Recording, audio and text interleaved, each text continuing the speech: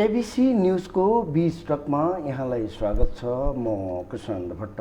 दर्शकबिन आज हामीले विशेष गरी आर्थिक वर्षको बजेट आयो। यो बजेटले के देशको नयाँ रेखा कोर्न सक्छ अथवा गरिबी न्यूनीकरण लगायत चाहिँ परराष्ट्र नीति, चाहे स्वदेशमा उत्पादित वस्तुलाई कसरी उत्खनन गर्ने र यसै गरी उद्योग धन्दाको निम्ति र यो समग्र अर्थतन्त्रलाई कसरी डोर्याउँछ यो बजेटले, यिनी समसामयिक विषयमा हामी कुराकानी गर्नेछौँ।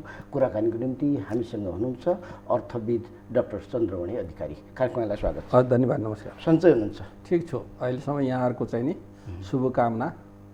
डाक्टर साहब, ठुलो बजेट आयो है, हेर्दाखेरि अङ्कमा हेर्दाखेरि, तर वर्षैपछि बजेट आउँछ। यो बजेट कसरी परिचालित हुन्छ, कसरी चाहिँ सस्टेन भएर क्या हुन्छ, यो खास जति चाहिँ अङ्कमा आउँछ त्यो अङ्कमा आएको बजेट त्यो अनुसार लागू भएको हुन्छ कि हुँदैन? यो खालि अङ्क मात्रै आउने हो? म त हेर्नुहोस्, गाउँमा जन्मिया मान्छे होइन, गाउँले भाषा जाने छु धेरै है। अर्थशास्त्र पनि त्यो दैनिक जीवनसित सम्बन्धित विषय हो, बजेट पनि दैनिक जीवनसित सम्बन्धित विषय हो। हामीले कहिलेकाहीँ अर्थशास्त्रलाई छुट्टै कुरा हो कि जस्तो ठान्छौँ, बजेटलाई पनि अर्थ मन्त्रालयको राष्ट्रिय योजना आएको सरकार हो भने जस्तो ठान्छौँ। त्यस्तो होइन, हाम्रो जीवनसित जोडिएको विषय हो। अब गाउँतिर एउटा चाहिँ के छ भन्दा, एउटा पहिला भन्ने गरिन्थ्यो, अब ऐया आमै घैया पाएको चिउरी कुटाइदेऊ, चिउरी खाँदा दन्तै दुख्यो दुधले भिजाइदेऊ भन्यो। अब चिउरा त कुट्याएको हो, तर चिउरा खानै सकिएन, दुध पो चाहियो, दुधले भिजाउनु पर्यो भने जस्तै हाम्रा बजेटहरू चाहिँ आउँछन् होइन। चिउरा त कुटिन्छ तर दुध उपलब्ध हुँदैन भनेको कार्यान्वयनमा जान नसक्ने हाम्रो दीर्घ रोग छ। अब यहाँले बजेटको कुरा गर्नुभयो, बजेटलाई तीनटा पृष्ठभूमिमा हेर्नुपर्ने हुन्छ। अहिले एउटा चाहिँ कुन पृष्ठभूमिमा बजेट आयो, अहिलेको पृष्ठभूमि के छ त, हाम्रो राष्ट्रिय पृष्ठभूमि के छ, अन्तर्राष्ट्रिय पृष्ठभूमि के छ होइन। र विश्व ब्याङ्कको प्रमुख मालपासाले अस्ति के भने अब यो मन्दी आउने भयो, मन्दी रोक्न नसकिने भयो भने। ब्याङ्क अफ इङ्ल्यान्डको चाहिँ नि गभर्नरले इङ्ल्यान्डमा त युकेमा त भोकमरी पो आउने भयो, खाद्य सङ्कट हुने भयो भने त्यहाँको बेलायतको प्रमुख उसले अर्थमन्त्रीले 13 लाख मान्छे अब गरिब हुँदैछन्, गरिबको रेखा पनि तल जाँदैछन्, त्यसमध्ये 5 लाख चाहिँ केटाकेटी पर्छन् भनेर भने। यसबाट के देखिन्छ भन्दा विश्व नै अहिलेको बन्दीको चपेटामा परेको छ। हिजोका विभिन्न क्रमबाट आयो, अहिले चाहिँ नि महामारी पछि, महामारीबाट नै हाम्रो अर्थतन्त्र पनि विश्व अर्थतन्त्र पनि घाइते भएको थियो, खाटा बस्दै थियो त्यसमा। तर खाटा बसेर त्यो खाटा बसेर माथि छाला आउँदै थियो, त्यो यसो छुँदाखेरि चसक बस्ने कुरा बाँकी थियो, फेरि यो आयो। यो दृष्टिकोणबाट हेर्दाखेरि बजेट आयो, मूल्य वृद्धि अचाक्लै भएको छ। बजारमा ब्याङ्कहरूसित गयो भने पैसा छैन भन्छ, पैसा केही रहेछ र दियो भने नि ब्याज दर उच्च छ, त्यस कारणले लगानी गर्न योग्य पुँजी छैन। सरकारसित म विदेश जान्छु, उपचार गर्नु पर्यो, पढ्नु पर्यो, घुम्नु पर्यो, अलिकति पैसा देऊ न भन्यो भने विदेशी मुद्रा म दिन सक्दिनँ भन्छ। अब 250 सीसी भन्दा बढीको मोटरसाइकल ल्याउन पाउँदैनौ भन्छ होइन। यो चिज ल्याउन पाउँदैनौ किनभने मसित विदेशी मुद्रा छैन, म दिन सक्दिनँ भनेर त्यो प्रतिबन्ध लगाएको अवस्था छ। त्यसपछि आएर तपाईँको चाहिँ नि यो बजेट चाहिँ यहाँले भन्नुभयो सुरुमा ठुलो बजेट आयो भन्नुभयो। अघिल्लो साल पनि यो चालु आर्थिक वर्षको लागि पनि 16 खर्ब 47 अर्बको बजेट आयो। पछि प्रतिस्थापन विधेयकबाट अहिलेको अर्थमन्त्रीले केही संशोधन गर्नुभयो र घटाउनु भयो। अहिले चाहिँ उहाँले के भन्नुभयो भने 14 खर्ब 47 अर्ब जति मात्रै खर्च गर्न सक्छु, म त्योभन्दा बढी खर्च गर्न सकिँदैन भनेको 14.5 खर्ब मात्रै खर्च गर्न सक्छु मोटामोटी भन्नुभएको छ। अब तर त्यो यतातिर त्यो अवस्था छ भने अर्कातिर अलि विरोधाभास किसिमले 18 खर्बको बजेट आएको छ, 17 खर्ब 93 अर्ब 83 करोडको। अब हाम्रो चाहिँ नि अघि मैले भने 14 खर्ब मात्रै खर्च 14.5 खर्ब भन्नुको अर्थ के हो भने पुँजीगत खर्च 80% भन्दा बढी हुँदैन भन्नुभएको छ। अहिले त 33-34% मात्रै भएको छ। हामीलाई थाहा छ खर्च गर्ने क्षमतै छैन, तर पनि हामी ठुलो बजेट ल्याउँछौँ। निर्वाचनको कारणले आयो होला ठुलो बजेट एउटा भनौँ, तर अन्य कतिपय कुराहरू त हामीले हिजो राखेका परियोजनाहरू तर कार्यान्वयन नजाने नगएका धेरै आवश्यकता पनि नहुनेका परियोजना पनि कटौती गर्न सक्थ्यौँ होला, केही संरचनालाई कटौती गर्न सक्थ्यौँ होला। यो ढङ्गलेबाट हेर्दा बजेट चाहिँ अघि मैले भनेका 4वटा मुद्दामा लाई सन्दर्भ कोट्याएको छ। यो बजेटले सन्दर्भ कोट्याएको छ, तर यी कुरामा केन्द्रीकृत भएर गम्भीरतापूर्वक कार्यक्रम चाहिँ ल्याउन सकेको छैन। बजेट हेर्नुहुन्छ यहाँले, यसको थेम बडा मिठो छ, राम्रो छ एकदम हैन। आर्थिक स्थायित्व कायम गर्ने, बाह्य क्षेत्र भएको जोखिमलाई न्यूनीकरण गर्ने, समावेशी अर्थतन्त्र बनाउने, सबै नारा राम्रा ल्याउने, कृषिको माध्यमबाट गरिबी न्यूनीकरण गर्ने। त्यसकारणले गर्दा अनि उद्देश्यहरू त्यति राम्रो, प्राथमिकताहरू त्यति राम्रो, कार्यक्रमका शीर्षकहरू त बडा आकर्षक, नारा पनि मिठा मिठा छन्। तर चाहिँ कार्यक्रमभित्रलाई कार्यान्वयन गर्ने पक्ष कति बलियो छ भनेर हेर्दाखेरि चाहिँ भोलि अलिकति कार्यान्वयनमा जानलाई हिजोकै प्रवृत्तिले गर्दा गाह्रो छ कि भन्ने चाहिँ मलाई लागेको छ। के छ जस्तो अघिल्लो वर्षहरूका र विगतका थुप्रै वर्षहरूमा बजेट त प्रत्येक वर्ष आइरहेको छ। यो 5-7 वर्ष अगाडिका बजेट र अहिलेको बजेट र अहिलेको अब त्यतिखेरको माहौल फरक थियो। यतिखेर चाहिँ विश्व नै आक्रान्त भइरहेको छ कोभिडबाट, जसका कारण हाम्रो देश पनि अछुतो छैन र आर्थिक यहाँले भनिसक्नुभयो आर्थिक मन्दी छ होइन, विदेशी करेन्सी नै छैन। यस्तो अवस्थामा यो बजेट कसरी इम्प्लिमेन्टेसन हुन सक्छ त? अब हेर्नुहोस् न, अब एउटा कोभिडबाट र साथसाथै अहिलेको युक्रेन र रुसको युद्धबाट। युक्रेन र रुसको युद्ध भनेको चाहिँ हेर्दा दुईटा देशको युद्ध मात्रै, तर त्यो विश्व त्यहाँ बाँडिएको छ, ध्रुवीकरण भएको छ। अब त्यो दृष्टिकोणबाट हेर्दाखेरि विश्वको अहिले आपूर्ति व्यवस्था धर्ममा रहेको छ, चरममा रहेको छ है। तपाईँको खाद्य पदार्थमा मूल्य वृद्धि भएको छ। अब त्यो गहुँको 12% गहुँ त विश्वको त्यहीँबाट उत्पादन हुँदो रहेछ होइन। अब खाने कच्चा तेल चाहिँ रुस र उसबाटै उत्पादन हुँदो रहेछ। अब रासायनिक मल उत्पादन गर्न चाहिने प्राकृतिक ग्यास हुन्छ, त्यहीबाट जाँदो रहेछ। अब एउटा त महामारीकै कारणले त्यो श्रम र उत्पादनको बिचको सम्बन्ध टुटाइदिएको थियो। आपूर्तिको जुन चेन छ, सप्लाई चेनलाई डिस्टर्ब गरिदिएको थियो। अनि यो युद्धले त त्यसमा अझ घात गर्यो र मूल्य अत्याधिक बढेको बेला छ। अनि हामी कहाँ निर्वाचन छ यसपालि है। निर्वाचन भएपछि के हुन्छ, राजनीतिक दलहरूको ध्यान कहाँ जान्छ भन्दा निर्वाचनमा जान्छ। भोलिका दिनदेखि नै अब त्यतापट्टि त उहाँहरूले सोच्नुहुन्छ। अनि आफूलाई कसरी बढी मत ल्याउने भन्ने कुराको उहाँको त्यहाँनेरि चाहिँ त्यो उहाँको चाहिँ सङ्घर्ष त्यता चाहिँ हुन्छ, केन्द्रीकृत हुन्छ। उहाँहरूका दैनिकी त्यता केन्द्रीकृत हुन्छ। राज्य प्रशासनमा चाहिँ प्रशासन चाहिँ त्यसको तयारीमा लाग्छ, त्यो सञ्चालन गर्नु पर्यो। अब मङ्सिरमा हुने कि फागुनमा भने ठुङ्गो पनि छैन। त्यसपछि कस्तो सरकार आउला, नेपालको ब्युरोक्रेसी यहाँलाई थाहा छँदैछ, मुख हेरेर बस्छ। अब नयाँ सरकार आएपछि फरक खालको सरकार आउला, अहिले किन धेरै माथापच्ची गर्ने, जोखिम किन धेरै लिने भन्ने सोचाइमा रहेको हाम्रो प्रशासन छ। त्यो कारणले गर्दा पनि कार्यान्वयनमा गाह्रो होला कि जस्तो मलाई लाग्छ। अर्को चाहिँ के छ भन्दाखेरि तपाईँको चाहिँ नि बजेट 18 खर्बको ल्याइएको छ। अब बजेट कार्यान्वयन भयो भने पनि उपलब्धि हुन्छ कि हुँदैन भन्ने पनि महत्त्वपूर्ण प्रश्न हो। उपलब्धि भनेको चाहिँ एउटा त उहाँले के भन्नुभएको छ भने यो आर्थिक वर्षमा खाद्यान्न, तरकारी हैन, मासु चाहिँ नि दुग्धजन्य पदार्थ, फलफुलमा 30% चाहिँ जुन आयात भइराखेको छ त्यसलाई कटौती गर्छु भन्नुभएको छ हैन। त्यसपछि आयातलाई, समग्र आयातलाई 20%ले घटाउँछु भनेर भन्नुभएको छ। मानव विकास सूचकाङ्क चाहिँ नि 0.65 मा पुर्याउने भनेर भन्नुभएको छ। त्यो भनेको भुटान, चाहिँ नि भारत त्यस्तै युरोपका कतिपय देशहरूको मानव विकास सूचक स्तर हो जसको के अरे प्रति व्यक्ति आय 8,000 भन्दा बढी डलरभन्दा बढी छ। भारतकै 8,000 चाहिँ नि डलरभन्दा बढी छ। भुटानको 13,000 डलर छ। हाम्रो बल्ल बल्ल 1,197 डलर पुगेको छ। हामीले चाहिँ नि निर्यातलाई चाहिँ नि दोब्बर गर्छौँ भनेर भन्नुभएको छ भनेको छ बजेटले।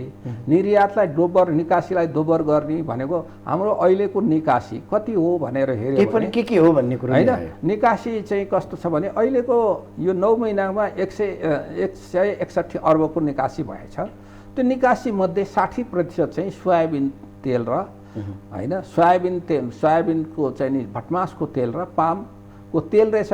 त्यो पाम तेल हामीलाई किन त्यो अवसर प्राप्त भयो भने भारत र मलेसियाको बिचमा राजनीतिक अनमन भयो। त्यसकारणले मलेसियाले भारतमा त्यो कच्चा पदार्थ नपठाउने भनेर भन्दियो। अनि त्यो अपर्च्युनिटी कस्टलाई त्यो अवस्थालाई भएर हाम्रो उद्योग व्यवसायले त्यो ल्याउनु भयो, ल्याएर यहाँ बनाउनु भयो। तर 57 अर्बको कच्चा पदार्थ ल्याउनुहुन्छ, 57 अर्ब चान्चुरको उहाँले बाहिर पठाउनुहुन्छ। मूल्य अभिवृद्धि कति भयो त त्यसबाट भन्दा त हामीलाई छैन।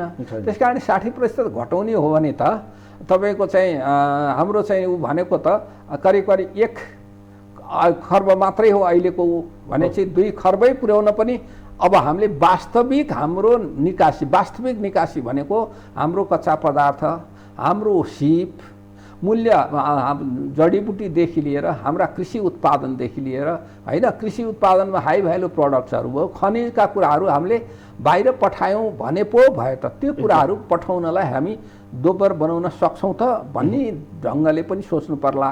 ती सबै गर्दाखेरि बजेट कार्यान्वयन चाहिँ भयो तर उपलब्धि भएन भने पनि त्यो काम लागेन। बजेट कार्यान्वयन हुँदा यत्रो ठुलो बजेट कार्यान्वयन हुँदा के हुन्छ भन्दा मूल्य चाहिँ बढाउँछ। पुँजीगत खर्च कुल बजेटको 21% मात्रै राखेका छौँ। 21% भनेको 380 अर्ब राखेका छौँ। 5 वर्ष अगाडि पनि 3 वर्ष अगाडि पनि पुँजीगत खर्च 408 अर्ब विनियोजन गरेका थियौँ। जति बेलाको बजेट 13 खर्बको मात्रै थियो हैन। अब 18 खर्बको गर्दा चाहिँ अझ कम गऱ्यौँ भनेपछि हाम्रो चाहिँ नि उत्पादकको गति बढ्ला भन्ने छ।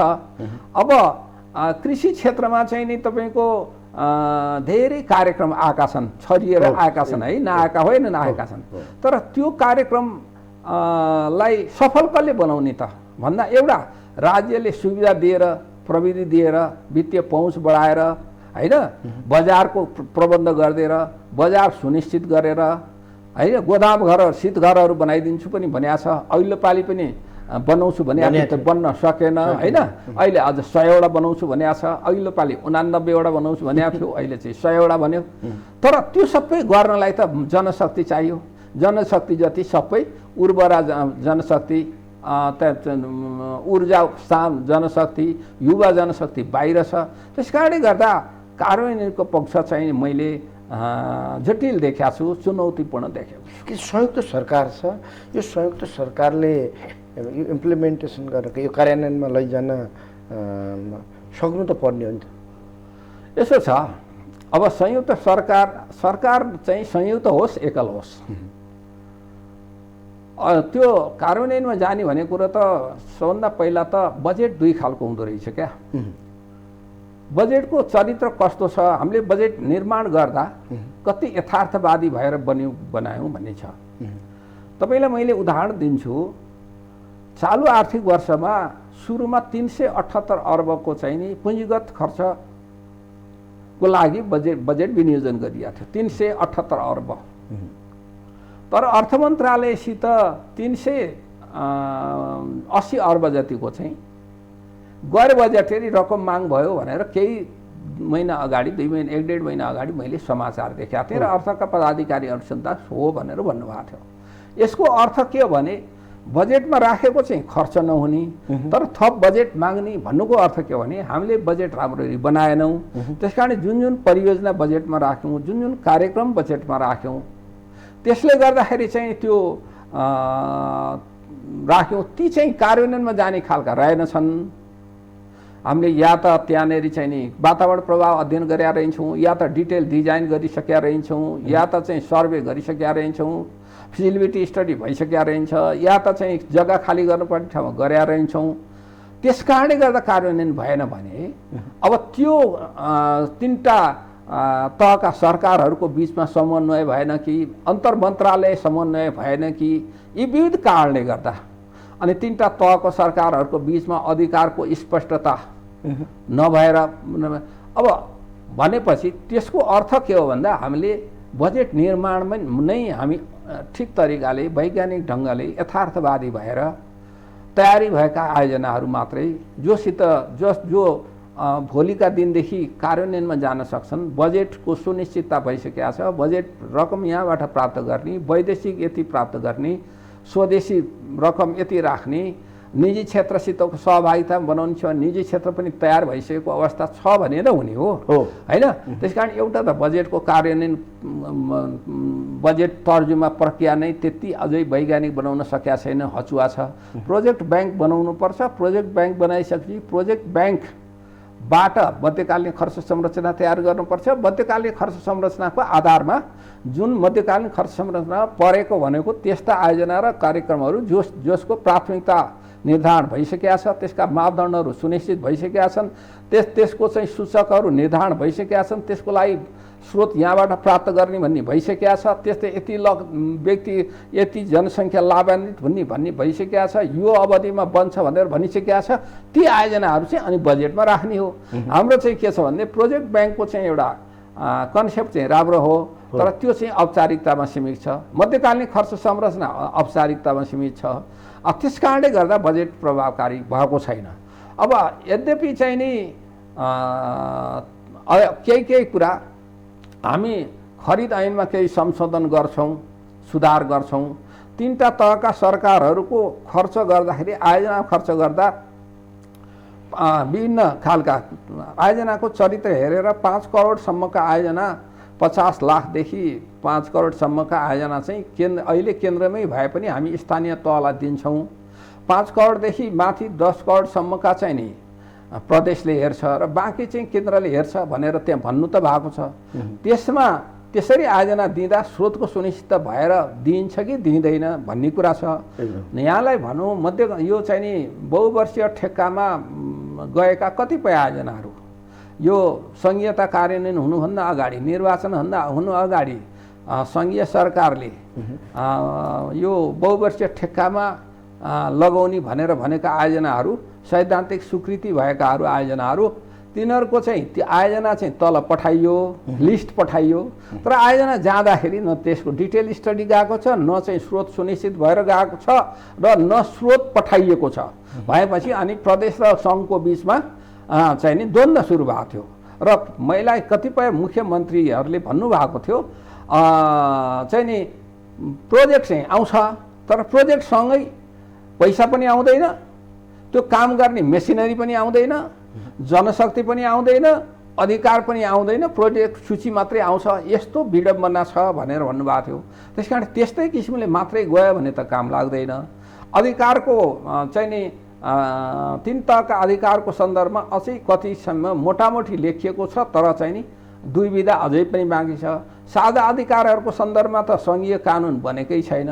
सङ्घीय कानुन बनिसकेपछि चाहिँ नि तपाईँको चाहिँ नि यो प्रदेशले कानुन बनाउनु पर्छ अनि त्यसपछि स्थानीय तहले त्यो दुईटा कानुन हेरेर आफ्नो कानुनमा संशोधन गर्नुपर्ने कि के गर्ने गर्छ है। त्यसकारणले गर्दा अब बजेटका कतिपय कुराहरू चाहिँ जस्तो करमा छुट दिने कुराहरू उद्योगिक व्यवसायले पाउने कुरा पाउनु होला। बजेटमा चाहिँ तलब वृद्धि भएको छ, कर्मचारीले त्यो पाउनु होला, 5-6 लाख मान 5.5 लाखले पाउनु होला। अब वृद्ध भत्ता चाहिँ नि भनौँ न ज्येष्ठ नागरिकले पाउने भत्ता 68% दिने त्यो कार्यान्वयन होला भनेको तपाईँले यो चाहिँ ग्लासमा राखेको यस्ता खर्च भनेको चाहिँ यो ग्लासमा राखेको पानी जस्तो हो। यो तपाईँले घोप्ट्याइदिनु भयो भने यो पानी चाहिँ नि ढलाइदिनु भयो भने एउटा दुईटा थोपा मात्रै बस्ला, त्यति नै बस्दैन। तर एउटा तपाईँले भने घैँटो लाई पल्टाइदिनु भयो भने नि आधी पानी चाहिँ त्यहीमा हुन्छ, करुवालाई पल्टाइदिनु भयो भने नि सबै जाँदैन। भनेको अर्थ पुँजीगत खर्च र विकास खर्च त्यो करुवाको पानी जस्तो हुन्छ, त्यो चाहिँ बजेटमा राख्दैमा खर्च हुँदैन। चालु खर्च चाहिँ यो ग्लासको पानी जस्तो हुन्छ होइन। त्यस कारण यस्ता कुरा नीतिगत व्यवस्थाहरू कार्यान्वयनमा जान्छन्। अघि मैले भने करका सुविधाहरू जेका कुराहरू कार्यान्वयनमा जालन है, जालन। यसका पोजिटिभ रूप के देख्नु भएको छ डाक्टर साहब? अब यसको पोजिटिभ को कुरा चाहिँ तपाईँले मैले भने नि यसको असल मनसायले बनाइएको बजेट हो। तर बजेट बनाउँदा के कुरा अलिकति मलाई मिसिङ जस्तो भयो भने लाग्यो भने, यहाँले अघि पहिला नि बजेट आएका थिए उस्तै आयो कि कसरी भन्नुभएको थियो। यो बजेट निर्माण गर्ने विषय अघि मैले भने चारवटा कुरा जुन गम्भीरता सिर्जना भएको छ त्यो कुरालाई दिनुपर्ने जति ध्यान दिन सकिएन, एक। दोस्रो कुरा अहिले निर्वाचन वर्ष हो भन्ने कुरा ध्यान दिन सकिएन, दुई। त्यस कारणले गर्दा नियमित खालको बजेट क्या, अनि हामीले स्रोत र साधन अत्यन्त न्यून हुने बेला छ भन्ने कुरा ध्यान दिन सकिएन।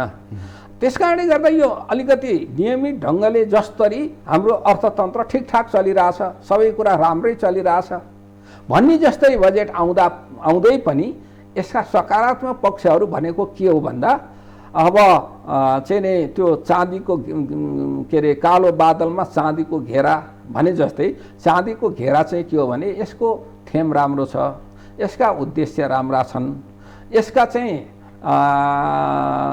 प्राथमिकताहरू निर्धारण गरेका प्राथमिकताहरू ठिकै छन्, राम्रै छन्। र साथसाथै कतिपय कुराहरू चाहिँ असल कुराहरू पनि छन्, जस्तै चाहिँ नि निजी क्षेत्रलाई यसले ठुलो विश्वास गरेको छ। अनि निजी क्षेत्रले के भन्छ भन्दा कृषि क्षेत्रमा पनि निजी क्षेत्रसित मिलेर काम गर्छु, अनि द्रुत मार्ग बनाउँदाखेरि पनि टनेलहरू बनाउँदा, द्रुत मार्ग फास्ट ट्र्याकहरू बनाउँदाखेरि पनि, रोडहरू बनाउँदाखेरि निजी क्षेत्रबाट बनाउँछु, प्रदेशमा चाहिँ औद्योगिक क्षेत्रहरू निर्माण गर्दा पनि निजी क्षेत्रसित मिलेर बनाउँछु। निजी क्षेत्रलाई बडा फोकस गरेको छ होइन। तर निजी क्षेत्र त्यो फोकस गरे सर आउने किसिमले भौतिक वातावरण भन्छ कि भन्दैन एउटा प्रश्न चाहिँ छ, तर चाहिँ गरेको छ। अब निजी त्यस्तै करमा चाहिँ छुट दिएको छ। अब के एउटा हुन त अध्ययन कति भएर गरियो, जस्तो व्यक्तिलाई दिने आयकरको छुट्टी एउटा व्यक्तिलाई दिँदा हिजो 4 लाख भएकोमा 5 लाख बनाइएको छ, दम्पतिलाई दिने छुटलाई 5 लाख 6 लाख बनाइएको छ। तर त्यो कुरा चाहिँ अध्ययनको आधारमा हुनु चाहिँ पर्थ्यो, तर जे होस् त्यो भएको छ। अब त्यस्तै गरी तपाईँलाई आएर चाहिँ नि उद्योगको क्षेत्रमा स्टार्टअप गर्ने, नयाँ स्टार्टअप उनीहरूलाई चाहिँ नि दिने, अब तपाईँको चाहिँ नि यो एउटा स्थानीय तहमा वित्त कोष बनाउने, कृषि क्षेत्रमा लगानी गर्नलाई चाहिँ नि लघु वित्त कोषको स्थापना गर्ने होइन। अब त्यस्तै गरी आएर चाहिँ तपाईँको जोइन्ट भेन्चर के अरे भेन्चर क्यापिटललाई क्रियाशील बनाउने जस्ता कुराहरू चाहिँ राम्रा आएका छन्, नराम्रा होइनन्। अब तपाईँलाई के लाग्छ यो टोटल बजेटमा कति % जति यो पोजिटिभ चिजले इम्प्लिमेन्टेसन हुनसक्छ र त्यसले चाहिँ गर्न सक्छ, या तपाईँले भने जस्तो यी चाहिँ नारा सबै कुरा त राम्रा भए होइन, पोजिटिभ निकै छन्, तर यो चुनाव आउँदै गरिरहेका बेला हुनाले कतै चाहिँ अब कसम विपक्षीले त फेरि यसलाई चाहिँ त्यति राम्रो रूपले गर्ने छैन। हुन त हाम्रो हिसाबले सर्फेसले हेर्दा पढेको देख्दा त्यहाँ सबै प्रिन्ट आउट भएको देख्दा राम्रै पनि छन् होइन। फेरि विपक्षीले त यसलाई चाहिँ नि यो कामै छैन, यो चाहिँ जनपेक्ष अनुसार छैन भने जस्तो होइन, उसले विरोध जनाइरहेको छ। अनि हाम्रो चाहिँ यो विपक्षीले कि बजेट ल्याउने बित्तिकै विपक्षी हुने बित्तिकै त्यसो भन्नै पर्छ र यो हाम्रो बहुदलीय व्यवस्थामा एउटा चरित्र एउटा प्र्याक्टिस के भयो भन्दा, बजेट ल्याउनेले पक्षले यो बजेटले संसार जितिन्छ भन्ने होइन, अब प्रतिपक्षले चाहिँ यसले संसार उल्टिन्छ अब भन्ने खालको यो अतिवादी सोच हो। वास्तवमा तपाईँ हामी जस्तो व्यक्तिहरूले चाहिँ त्यसरी व्याख्या गर्नु हुँदैन, त्यसरी विश्लेषण गर्नु हुँदैन। म त एउटा चाहिँ नि जस्तो भनौँ एउटा कुनै चिकित्सककोसँग एउटा चिकित्सकलाई एकजना बिरामी आए, मलाई जाँच देऊ भनेर आयो भने त्यो चिकित्सकले त्यो जाँच गर्ने आउने मान्छे प्रधानमन्त्री आयो कि अर्थमन्त्री आयो कि अथवा कुनै चाहिँ नि ठुलो पावरवाला मान्छे आयो कि राजनीतिक दलको नेता आयो कि अथवा सचिव आयो कि मुख्य सचिव आयो भनेर हेर्ने कि ऊ चाहिँ मेरो पेसेन्ट आयो, रोगी आयो, रोगकोमा रोग उपचार गर्नु पर्यो भनेर। रोगको उपचार गर्दा त्यसको परीक्षण गर्ने, उपचार के कारणले त्यो भएछ भनेर निदान गर्ने र त्यो आधारमा औषधि दिने। त्यो अनुहार हेर्नु पर्दैन, रोग हेर्ने हो होइन। हामीले पनि त्यो अर्थतन्त्रलाई मेरो अर्थतन्त्रको स्वास्थ्य कस्तो छ भनेर भन्ने नै हो। अर्थतन्त्रको स्वास्थ्यलाई विचार गरेर हामीले चाहिँ त्यो प्रेस्क्रिप्सन गर्ने हो। त्यस कारणले गर्दा प्रतिपक्षले के भन्यो अथवा सत्ता पक्षले के भन्यो भन्नुभन्दा पनि हामीले हाम्रो अहिलेको पृष्ठभूमि के छ, स्रोतहरू कस्ता छन् होइन। अब हामी चाहिँ नि कता गइराखेका छौँ, विश्व अर्थतन्त्र कता गइराखेका छ, के चुनौती आइराखेका छन्। स्रोत 1240 अर्ब राजस्व उठाउँछु भनेर भने त्यो उठ्न सक्छ कि सक्दैन। ऋण चाहिँ 256 अर्ब लिन्छु आन्तरिक ऋण भनेको छ, त्यो लिँदा के उपयोग हुन्छ र नीतिगत कुराहरूमा के सकारात्मक छन्, के नकारात्मक छन्, केले विवाद सिर्जना गर्न सक्छन्। अब अलिकति विवादित खालका नीतिहरू पनि आएका छन्। अब जस्तो चाहिँ नि विद्युतीय चुलोमा के अरे विद्युतीय गाडीहरूमा चाहिँ लगाएको करमा वृद्धि भएको छ। पहिला एकचोटि वृद्धि गरियो, त्यसपछि बिचमा घटाइयो होइन। अब त्यो किन वृद्धि गरियो त्यसको तर्कपूर्ण जवाफ वृद्धि गर्नेलाई थाहा छैन। घटाउँदाखेरि किन घटाइयो भन्ने त्यसको डिटेल अध्ययन छैन। फेरि बढाउँदा त्यसको प्रभाव के पर्छ। हामीले विद्युत चाहिँ नि हामी एकातिर विद्युतको उपभोग बढाउँछौँ, फोसल फ्युल भनेको पेट्रोलियम पदार्थको चाहिँ नि उपभोग, ग्यासको उपयोगलाई निरुत्साहित गर्छौँ भनेर भनेका छौँ। एकातिर चाहिँ ग्यासलाई विस्थापित गर्ने कुरा राम्रो पनि आएको छ होइन। तर ग्यासको विस्थापित गर्दाखेरि चाहिँ नि ग्यास विस्थापित गर्ने भनेको ग्यासमा दिएको अनुदान हटाइदिन्छौँ भन्दाखेरि फेरि ग्यासको अनुदान चाहिँ घटाउने। तर ग्यासको अनुदान हटाउँदाखेरि चाहिँ नि त्यो बिजुलीको ग्यास बदलामा बिजुली बाल्न सक्ने गरी वातावरण बनाइदिनु नि होइन। त्यो बिजुली सबभन्दा पहिला त के आधार तयार हुनु पर्यो भने बिजुली पर्याप्त रूपमा दिन्छु, नियमित रूपमा दिन्छु, त्यो के आकस्मिक रूपले बिजुली कटौती हुँदैन होइन। बिजुलीको चाहिँ नि मूल्य चाहिँ नि कम गर्छु, एफोर्डेबल बनाउँछु। ग्यासमा भएको अनुदानको बरु त्यतापट्टि अनुदान दिन्छु विद्युत प्राधिकरणलाई, आयल निगमलाई दिएको अनुदान पेट्रोललाई दिन्छु। अनि त्यसपछि त्यो विद्युतको चलाउनलाई के हुन्छ भने घरवाला पनि होलान् होइन। आफू घर भएका अनि बहालमा बस्नेहरूको लागि के मेकानिजमबाट त्यसको सुविधा दिने। अनि इन्डक्सन चुलो चाहियो, विद्युतीय चुलो चाहियो, त्यो विद्युतीय चुलो चाहिँ भन्सार कम गरेर अन्य ढङ्गले सरकारले सहजीकरण गरे पर्याप्त रूपमा दिन्छ कि दिँदैन, त्यो एफोर्डेबल बनाउने कि न। पहिला त्यो भएपछि ग्यासलाई चाहिँ विस्थापित गरौँ। अब यो चाहिँ नि यसरी चाहिँ यो अध्ययन भएर मात्रै गर्नुपर्ने ठाउँमा तपाईँको विद्युतीय यो के अरे सवारी साधन, विद्युत सवारी साधनमा बढाउने काम। अब त्यो के अरे वृद्ध भत्ता दिनलाई 68 वर्षमा घटाउने काम। त्यस्तै गए यो चाहिँ अलिक विवादित भएको छ। यो चाहिँ के अध्ययन पुगेन यसमा। किन साँच्चै यसलाई पनि सर्टकटमा भन्नुहोस् त, यो 68 वर्षमा पुर्यायो होइन? यसो छ, यसको खास हुनुपर्ने यसको चाहिँ छोटोमा म भनिदिन्छु तपाईँको। 2052 सालमा चाहिँ नि ज्येष्ठ नागरिकहरूलाई किन दिया भन्ने, एउटा त कम्युनिस्टको सरकार पहिलोचोटि आयो, कम्युनिस्टले वृद्धहरूलाई हेर्छ है भनेर देखाउन खोज्या हुनाले दिया एक। दोस्रो कुरा त्यसरी दिँदाखेरि वृद्धलाई सम्मान गर्छौँ है हामी राज्यले, किनभने स्रष्टा हुन्, त्यसमा सम्मान गरे हो। 100 रुपियाँले त्यति बेला पनि कुनै जीवन धान्ने त पुग्दैन थियो।